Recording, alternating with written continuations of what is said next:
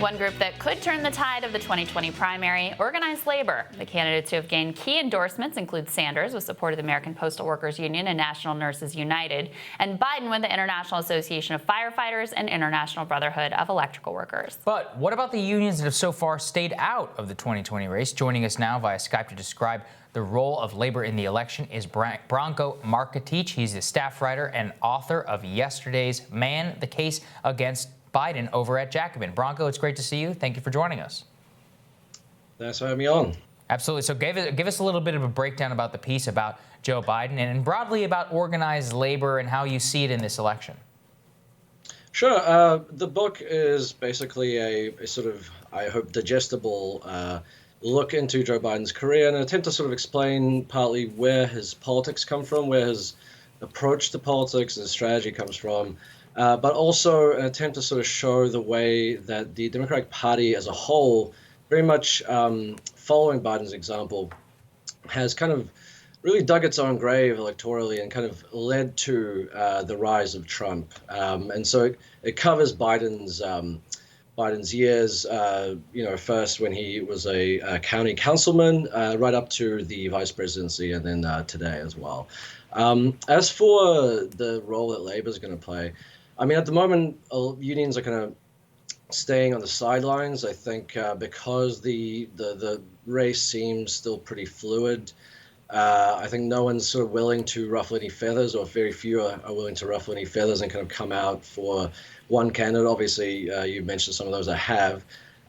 So probably as the race kind of goes on and some clear frontrunners emerge, I think, particularly once or if there's a bigger divide among that kind of populist wing versus the more centrist wing, I think you'll start to see unions kind of coming in and really giving their endorsements and not just endorsements, but really lending their manpower and the resources to try and help a candidate win. Mm-hmm.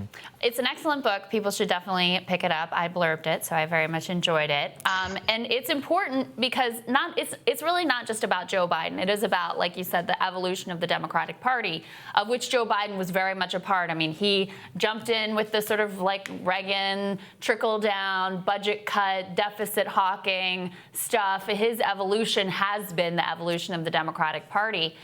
Specifically with regard to labor unions, how is it possible that there could even be a choice between Bernie, who's like the most pro-labor candidate you could possibly have, right? It's hard to imagine someone who would be better for unions than Bernie Sanders. How is it even a choice between him and Biden? And, I think Sanders is up in terms of number of endorsements, but Biden has gotten some key union endorsements as well. Seemed like the culinary union kind of wanted to endorse him, but he didn't give them enough reason to. Just explain what goes into this thinking from leadership's perspective. Yeah, it's a good question because it is kind of baffling. I mean, Biden, if you actually look at his career, he has always had strong support from unions, but in terms of actually supporting some of the policies, the big policies that they want and or sometimes even oppose, he's really been at the forefront of that. And actually, through the 80s, Biden had a similar or almost identical score from the AFL-CIO as Gary Hart, who was kind of the face of the so-called Atari Democrats, or the kind of neoliberal wing of the party that Labor hated.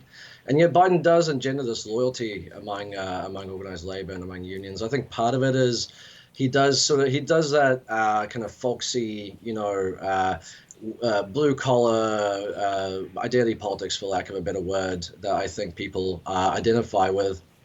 I think also, if you look at the history of unions, obviously a lot of unions are affiliated and allied with the Democratic Party. I think many of them, again, they don't want to ruffle too many feathers. They don't want to rattle the cages too much. They want to work with whoever the nominee is.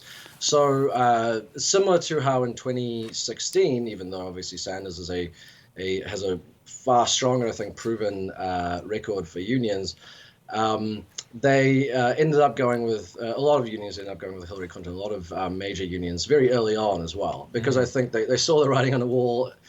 From the beginning, they saw, okay, Clinton's going to be the nominee most likely. The field is clear. Let's just put all our chips in here. And I think the Biden thing is a kind of reflection of this. Yes, there's an element where people kind of union members might identify with this sort of that kind of blue collar aesthetic. But I think also because he was seen as such a safe choice, he's the establishment choice. And because his polling had been so good throughout 2019, I think it was just, and even beyond this, the unions are going to go with whoever the stronger candidate is, whoever the most likely to win is. They don't want Branko, to take too much of a leap. Do you think that would still be the case if the primary election did come down between Bernie Sanders and Michael Bloomberg, who has been very anti-union, very anti-worker? Do you think they would still sit on their hands, or do you think they would see it then very much in their interest to get in on board fully with Bernie Sanders?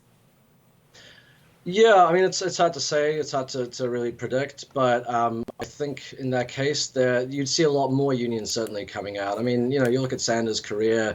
I mean, back when he was a mayor in Bellingham in 1981, for example, he sort of came out during union negotiations and he said, I'm going to be taking the side of the union very much. And actually, he was criticized by a Republican alderman, for example, who said, that I find your bias very disconcerting. And that's sort of been the kind of trend throughout his career. So, and actually, Sanders has been, I think, very loyal to unions and to organized labor, even when they often, again, they tend to sometimes hedge their bets and go for the establishment choice. So I think, in a race versus Bloomberg, I think you would see definitely more endorsements coming out. I mean, it also, whether or how many are going to do that will depend on how much Bloomberg's rise in the polls continues. Right. Certainly, obviously, the amount of money he's spending, it could keep going up.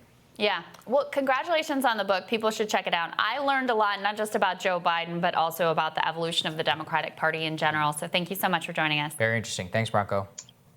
Yeah, thanks for having me. We'll have more Rising for you after this.